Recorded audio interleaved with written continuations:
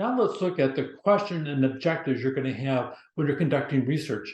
A lot of it is the questions and the way you ask them, really how they translate into business decisions and then into questions answered by the information on the consumers of the market. You may have this high level question, but your job is to translate that business problem into a series of questions, preferably 8 to 10, and you want to be able to sit down and then make certain that you can extract the information simply from consumers and the markets that you're going to research. It's going to require different kinds of research, primary research. We're going to go through, talk to people specifically, and then secondary research as you're going out into the general market, especially on the internet, and trying to find information there. But the biggest thing is take what you want to have and then translate it into chunks of information or questions that you can have to find a body of information to match that when you go forward. So a lot of the objectives, you want to start with an action verb. Compare identify versus understand, test versus validate.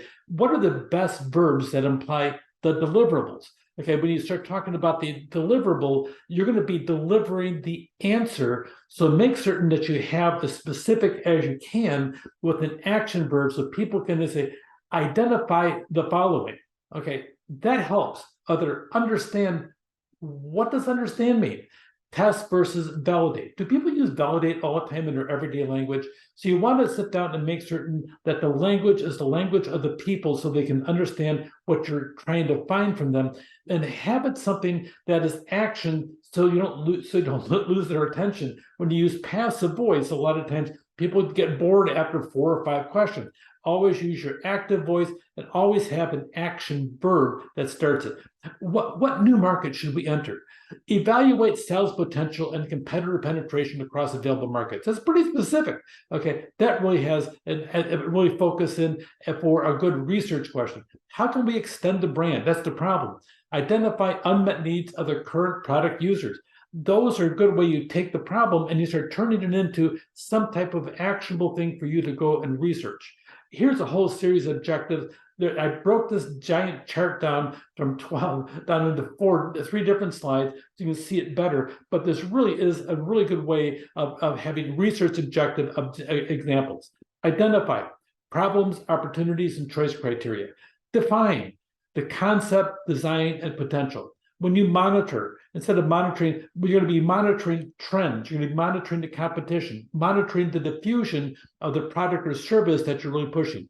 Describe the model. Describe the decision process and how it works. When you're exploring things, explore the perceptions of people, explore the reaction, which is different. The perception, this is what I see. I really hate it. That color looks awful. I can't believe you're going to do that. But they won't say that out loud. But how do we fix this? How do we make this more presentable? If you walked into the store and you turn right into the store, which is actually the way most people turn, you turn right. What is the first thing that you see? I see this really tacky thing hanging in a glass window. Oh my God, what an awful thing.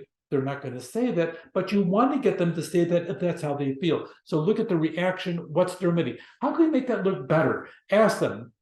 Generate. You look at the hypothesis, different ideas. What alternative? What enhancement can you evaluate?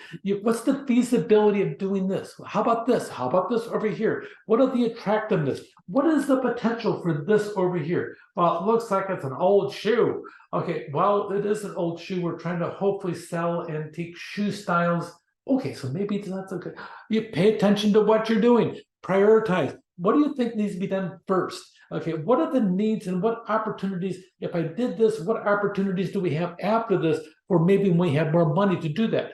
You want to have all these different examples and have those action verbs, generate, evaluate, prioritize. You want to turn them into additional questions you can have and develop.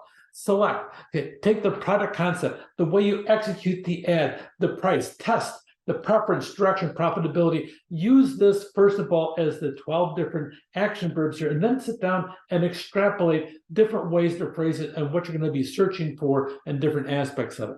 Apply an investment mindset. It costs money to do market research. a lot of it is the money is your time, because if you're the business owner, you're going to pay attention to it. But the reality of it, when it comes down to the investment, you're going to invest your time. And really, at the end of the day, your time is money.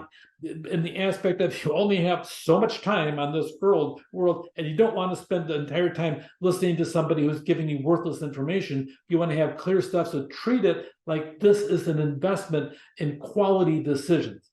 Make the assumption better decision making implies greater profitability. Really, decision making is a big thing, and research is all about helping you make a better decision. It's not the same as perfect, because no matter what happens, you are not going to make a decision that's going to last for 3 years. That decision is going to sit there, shift, and change. Your decision will be a period of time, and hopefully, big picture wise, it'll last, but you're going to have some alterations over time. So good decision making, strategic planning really means you're 80% good in 3 years. If you pull that off, your life is really good.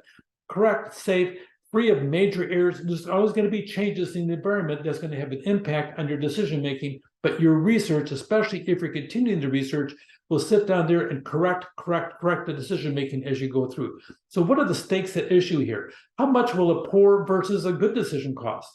If you can sit down and do a mediocre decision, and it's going to cost you $100, and if you got a perfect decision, it's going to cost $10,742. And the really difference is that it's going to increase your overall profitability by $7. What difference does it make?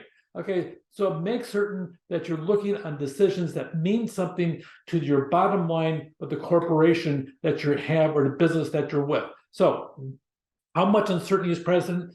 Always there will be uncertainty, and the purpose of the research is to reduce the uncertainty. So if it can't be improved much, then if there's only a small gain or a small loss from improving it, it's likely too small to sit down there and invest in research and make certain that you're hitting targets that are worthwhile. A lot of decisions are just too minor to justify formal research, especially for a small business. In a small business, you focus in on the major decisions you have to make to get by sometimes, and then you sit down and have new product introduction, different departures, and so on. So think about the aspect of the implications. Terminal uncertainty is an argument against market research. Sometimes instead of research, there are personality types that always want you to research. Sometimes you just gotta launch and do it and let the chips fall where they may. Sometimes too much research is nothing more than a postponement of action. So pay attention to what you're doing. Don't do research when a decision's already been made.